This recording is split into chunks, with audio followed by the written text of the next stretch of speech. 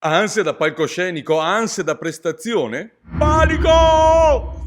Ti è mai successo? Sì, di trovarti completamente in panico e non sapere più cosa fare? Lo vuoi scoprire con me? Dai, allora tuffati nel mio mondo. Ciao, io sono Dandy Danno e insieme a Diva G siamo due comici visuali. Lavoriamo a teatro in giro per il mondo, nei più grandi circhi internazionali ed ora anche al cinema. Ma prima di cominciare, volevo farti sapere che sono online i nostri webinar, se ti interessa studiare l'arte della comicità. Qui trovi il link. Oggi parliamo dell'ansia da palcoscenico.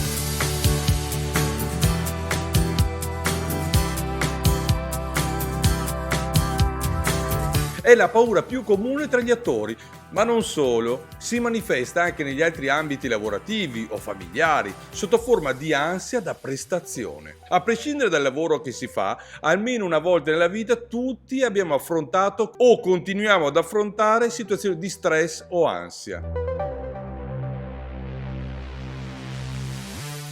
Questo stato d'animo, se controllato, potrebbe servire come spinta per riuscire a dare il massimo quando richiesto.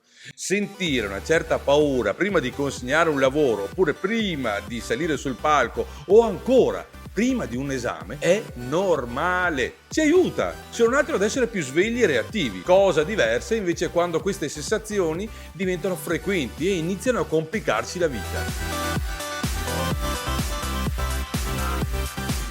In questo video però non vogliamo dare dei consigli da psicologi, non è il nostro campo, ma vorremmo indagare e scoprire insieme a te come la mentalità del clown c'entra con l'ansia da prestazione o la paura da palcoscenico. Ebbene, c'entra. E come? Questa sensazione sgradevole che non ci fa sentire all'altezza della situazione si manifesta principalmente quando temiamo il giudizio del pubblico. Alla base di tutto c'è la preoccupazione di fallire ancora prima di iniziare una qualsiasi attività che comporta il confronto con la platea. Questa condizione può interessare tutti, potrebbe avere un impatto anche su persone che esternamente sembrano più che a loro agio di fronte a una platea. Come facciamo a capire che soffriamo di ansia da palcoscenico?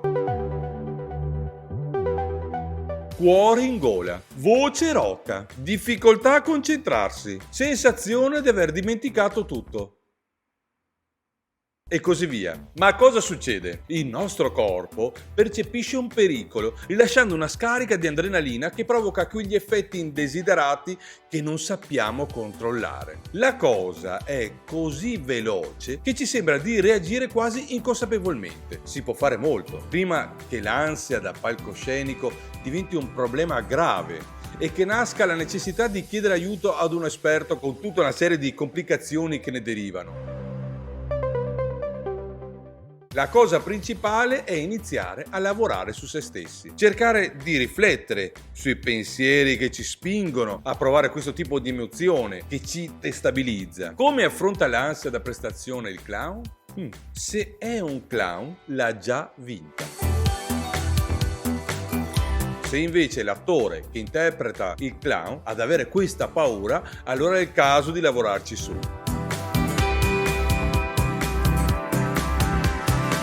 Perché dico che l'ha già vinta? Perché il clown, come più volte detto, non ha paura di sbagliare. Anzi, è proprio dai suoi difetti, dalle sue mancanze, che trae la sua forza espressiva. Questa libertà raggiunta lo mette nella condizione di saper affrontare ogni tipo di pubblico e di non andare mai in panico. Anzi, in alcuni casi, usa a suo vantaggio questo stato d'animo, adattandolo al suo personaggio, come arma per farsi voler bene dal pubblico. Ma questa è un'altra questione che appartiene al personaggio e all'interpretazione.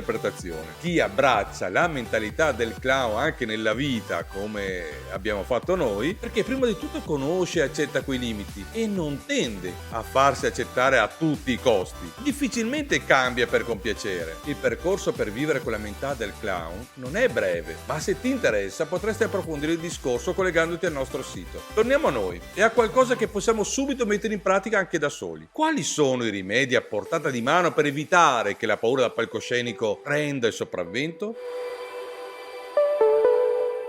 e esercitarsi il più possibile senza che l'allenamento o le prove diventino stressanti. Bisogna raggiungere un buon livello fino a che faremo tutto con naturalezza. Prima di cominciare è bene partire con uno stato d'animo positivo, perché se partiamo con il pensiero negativo non ci possiamo aspettare grandi cose. Partire con il pensiero positivo è fondamentale. Ci sentiremo più leggeri. Dunque via le scorie giornaliere. Magari andrebbe bene ripetere nella mente una sorta di frase di incoraggiamento, un mantra, non so, per esempio: il pubblico è qui per vedere e ascoltare la mia storia e io devo dare il massimo per renderli felici. Un altro rimedio è canticchiare o ascoltare una musica che rilassa mentre ci riscaldiamo o eseguiamo la nostra routine di preparazione. Curare la respirazione. Fare dei respiri profondi aiuta il corpo a ossigenarsi, ci permette di rilassarci e calmarci se ne abbiamo bisogno. La respirazione lenta aiuta a combattere la scarica di adrenalina. Un buon esercizio è questo: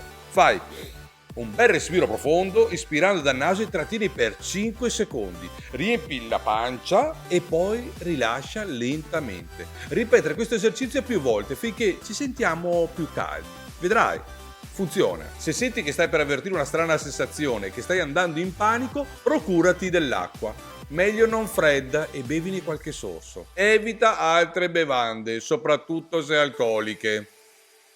A proposito, anche il caffè non è un grande alleato. Tutto ciò che altera l'umore, tipo alcol e caffeina, possono giocarti brutti scherzi. Quindi fai attenzione e sfatiamo il mito del bicchierino che ci disinibisce prima della performance. Un ottimo rimedio è invece mangiare un frutto, una banana se ti piace, qualcosa di sano, ma non ti appesantire. È bene evitare di affrontare il palcoscenico a stomaco vuoto. Fare stretching e rilassamento, canticchiare o ascoltare una musica che rilassa. E cosa più importante, camminare e muoversi in tutte le direzioni e prendere confidenza con il palco e con gli spazi per non trovarsi impreparato. Noi trascorriamo molto tempo sul palcoscenico di un nuovo teatro dove ci dobbiamo esibire fino a che non diventa come casa nostra. Inoltre familiarizzare con gli oggetti e con le distanze della nuova location aiuta molto.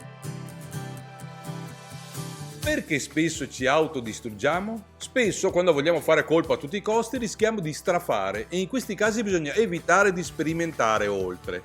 È meglio attenersi a ciò che sappiamo possa funzionare. Certo, è bello spingersi oltre la propria comfort zone, ma se non siamo troppo sicuri di riuscire, non corriamo troppi rischi. Così facendo ci sentiremo più nervosi e a disagio. Spesso siamo noi stessi il nostro peggior nemico. Comunque è bene che alla fine di ogni performance ci si fermi a riflettere sul risultato, pensare a come è andata e su cosa vogliamo migliorare o cambiare. Attenzione a non giudicarci troppo.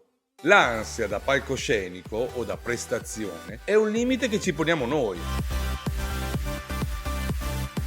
Dunque ora hai gli strumenti per combatterla, ma ricordati che se tu non ti prendi troppo sul serio, tutto sarà molto più semplice e leggero. Ogni tanto dentro di te lasciati andare e gustati i movimenti e gli ostacoli che ti trovi davanti. In fondo, se non ci fossero questi ostacoli, non sarebbe una vita noiosa?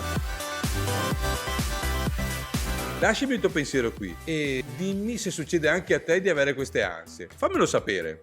Lascia un like e iscriviti al canale. Ciao!